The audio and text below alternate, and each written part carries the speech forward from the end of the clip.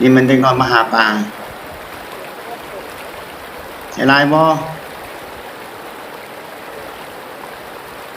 นี่มันสถานที่ท่องเที่ยวห้วยน้ำเขียวแขวงไชยสมบูรณ์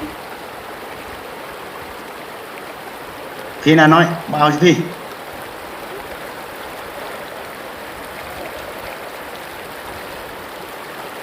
น้ำใสนี่เห็นอยู่บ่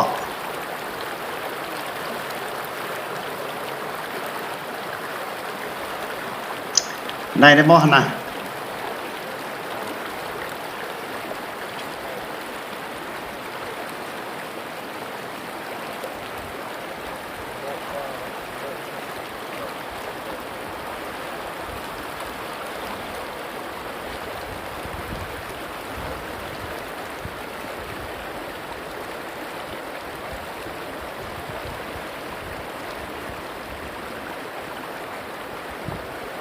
วิวเท่านี้งามหลาย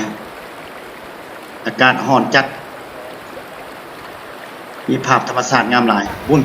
น้ำใสสะอาดภาพงามห้วยน้ำใสเย็นดี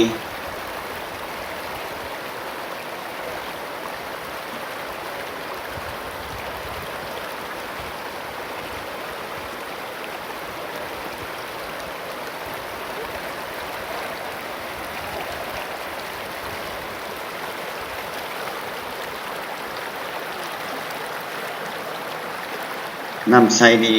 เพราะที่นี่มันคือแหล่งท่องเที่ยวธรรมชาติมันบ่ห้วยน้ำเขียวภาพก็งามนั่นคือก่อนโก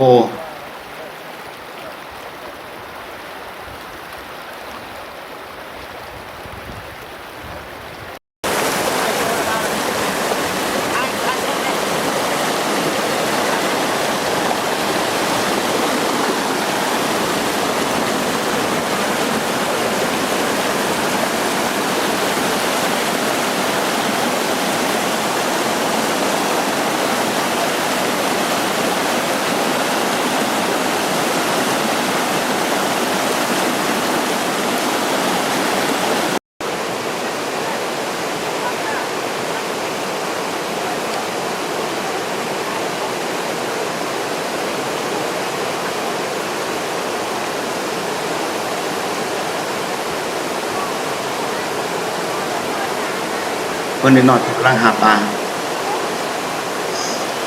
ใส่หน่วยหน้า